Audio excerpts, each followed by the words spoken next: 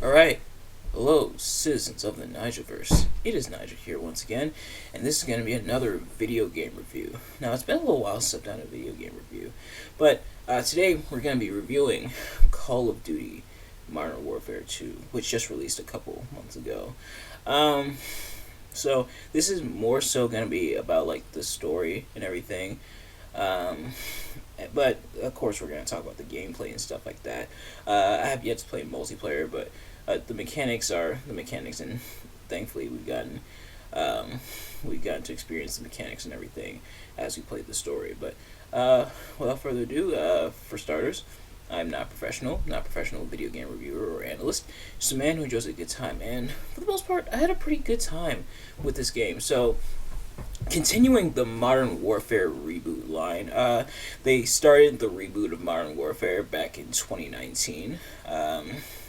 They rebooted the series, starting it from the ground up. And then now we see the continuation of it with Modern Warfare 2 here. It's kind of weird how there's essentially now two Call of Duty Modern Warfare 2s, because back in the day, there was Call of Duties 1 through 3, and then Call of Duty 4 was Call of Duty 4 Modern Warfare. And then they just kept Modern Warfare going from there. They had Modern Warfare 2 and Modern Warfare 3. And then now that the Modern Warfare series has been rebooted, they've called it its own thing, and now we get another Modern Warfare here, Modern Warfare 2. Now, to kind of differentiate, they did the Roman numerals as opposed to the digits, like the OG Modern Warfare 2. So, that's a good way of differentiating it, but, yeah, so there's that. We continue on with that, and some good, some bad, a bit of a gray area that we'll talk about. So, starting off with the good, and I'm mostly going to be referencing the story and stuff here. I'll also talk about, of course, gameplay and stuff, but more so about the story here. Kind of an interesting story, kind of picking up where the other Modern Warfare left off.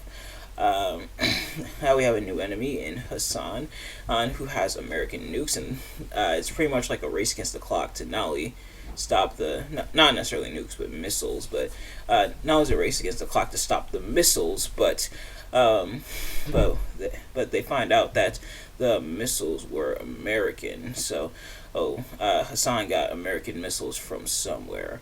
Task Force 141 has been reunited from the OG Modern Warfare game, and they were teased at the end of the original Modern Warfare.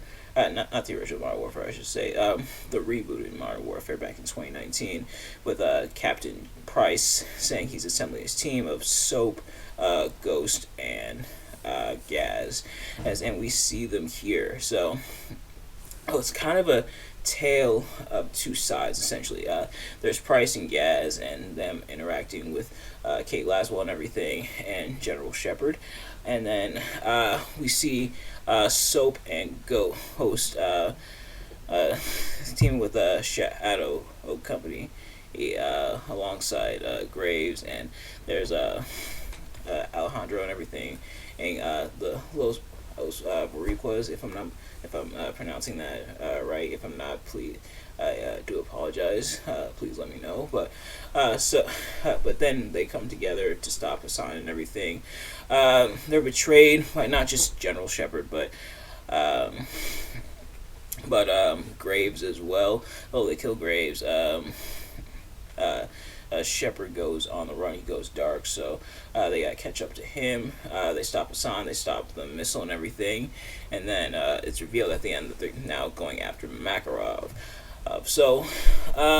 For starters, in the story, a lot of callbacks to the OG Call of Duty and stuff from back in the day. Sadly, I wasn't able to play the Call of Duty games back then, mostly because my parents were kind of strict, so Call of Duty, except for like the original ones, which were like T for Teen, but like the Modern Warfare and Black Ops, which were for mature, wasn't really a thing in my household, unfortunately. And stuff like the No Russian mission from, I believe, Modern Warfare 2 really didn't help Call of Duty's case in that regard. I do have both Modern Warfare 1 and 2 remastered, or essentially Call of Duty 4 Modern Warfare and Modern Warfare 2 remastered, both for my PS4. So I may play those at some point. I might even stream them at some point. I definitely gotta get back into streaming. I know I've been away for far too long, but a lot of callbacks and stuff with Soap and Ghost and Gaz and Price here. Seeing them eventually reunite. The only two members of Task Force 141 that they're missing is Roach and Yuri. And I imagine Yuri, because Makarov's going to, I guess, be the main villain for Modern Warfare 3, I'm guessing that's where Yuri will be, because Yuri knows Makarov. And that information and the fact that Yuri knew Makarov is what got Yuri punched down a flight of stairs. You've probably seen that meme with Price just decking Yuri down the flight of stairs after Soap dies, and it's revealed that Yuri knows Makarov.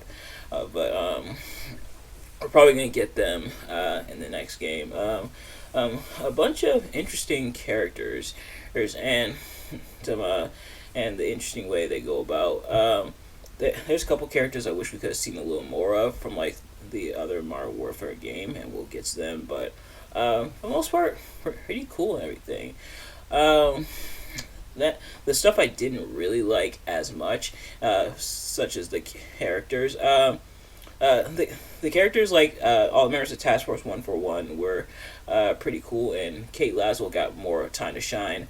But Farah, I feel like a lot of people liked Farah from the other Modern Warfare game, the remaster in 2019. So the fact that she's only there for one mission honestly kind of sucks, because I really liked her. She's really cool. All the stuff she's been through, and the fact that she pretty much uses her past, her trauma, to take charge, and then her killing Barkov in Modern Warfare, the other Modern Warfare game, and that was pretty cool. So she had a really interesting arc. So it's sad to see her be here for only one mission, essentially like a cup of coffee in this game, which kind of sucks. And then General Shepard, God, what have they done to you? Gone is the mustache and hair and everything. Now he's got like the crown and everything, the crown, hair, no mustache. He honestly looks a bit more like J.K. Simmons this time around. I don't know why, but I guess we still know who it is, and I think that might be the original voice actor as well for Shepard, if I'm not mistaken. But I could be wrong about that, but it definitely kind of sounded like him. If it is a different guy, then he does sound pretty close to the original, but I mean, that character model being changed up probably isn't going to bother too many people. Continuing what I didn't like, the story, as always, is kind of short, or mostly because I feel like Call of Duty games, the stories usually, for the most part, are pretty cool and pretty interesting, but you're not really there for the stories. You're more so there for the gameplay and for the multiplayer, I feel like, where the story is kind of just secondary. Like, there's multiplayer, there's all these guns, all the stuff you can do. Oh, and there's a story as well, but all the stuff you can do. So I feel like the stories sadly become kind of second nature, which sucks, because the story is actually pretty decent, but the fact that it is kind of short does kind of suck. And there was some audio clipping issues. Sometimes the audio would straight up drop up in certain scenes, or certain scenes would become choppy where they had to stop the audio for a second, and stuff had to catch up, some like little skips and stuff. And it's not because of the disc, because I didn't get this on disc, I got it on digital through the PlayStation Store, or so the skips did kind of suck, unfortunately. I imagine that stuff is probably gonna get patched out eventually, but it was a little bit annoying. And then that gray area I was talking about, and that is the gameplay. Now, here's the thing about Call of Duty games, is that Call of Duty games usually follow a formula. Like, the core gameplay of what the game is all about usually, for the most part, stays the same. Aim and shoot, a bit of run and gun. You can do stealth, you can take everyone on, stuff like that. you're able you're able to do that. That's kind of stuff Call of Duty games are known for, and they do repeat those mechanics year after year. It's pretty much the same. And, they will, on occasion, add little stuff up to kind of change things up. Like, here we add this new mechanic, therefore it's new, but it's not really new. Like, take away that mechanic, and you pretty much are left with like the same game. This time around, there's the crafting mechanic that first comes up in the Alone level, where Shadow Company is hunting both Soap and Ghost after Graves betrays them. So that crafting mechanic, I think, is new. If I'm not mistaken, if I am, please let me know. But and it kind of similar to like The Last of Us. It's mechanics that other games have used, who's in some cases better, but because it's new to the Call of Duty franchise, they kind of is added there to keep things a little bit more interesting, but take that away and essentially just the basic gameplay and everything. Now, granted, I don't hate the controls of Call of Duty. It's fine for the most part. It definitely has kind of a pick up and play nature where the controls aren't that hard to grasp. They're nothing like super duper complicated. Once you figure out what to do, you pretty much go from there. Or, but the thing is, because they're so repetitive, once you've played one of them, you've pretty much played all of them. Now, I say this kind of a gray area, because some people may see this repetition of controls and everything as kind of bad, or some would see it as kind of good, the fact that they're staying consistent and everything with the gameplay. Me, I'm kind of indifferent to it.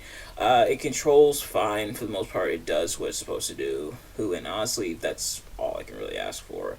As long as it plays decently, I can live with it. But nevertheless, that's going to do it for this review. Thank you all so much for watching. I hope you enjoyed. If you did, please do me a favor: like, comment, subscribe, share with your friends, turn on post notifications so you know every time I upload a video, so you can see as soon as it drops. Let me know in the comments your thoughts on my review, your thoughts on the game, if you played it. Do you agree or disagree with my sentiments? Let me know. A couple things. First of all, do you like this new direction they're taking with Modern Warfare, or do you prefer the original? I imagine a lot of people probably do prefer the original, more so for nostalgia and everything. Also, are you excited that Makarov is going to be the main villain, it would seem, for Modern Warfare 3 and everything? Let me know in the comments. But thank you all so much for watching, and I will see you guys later. Peace.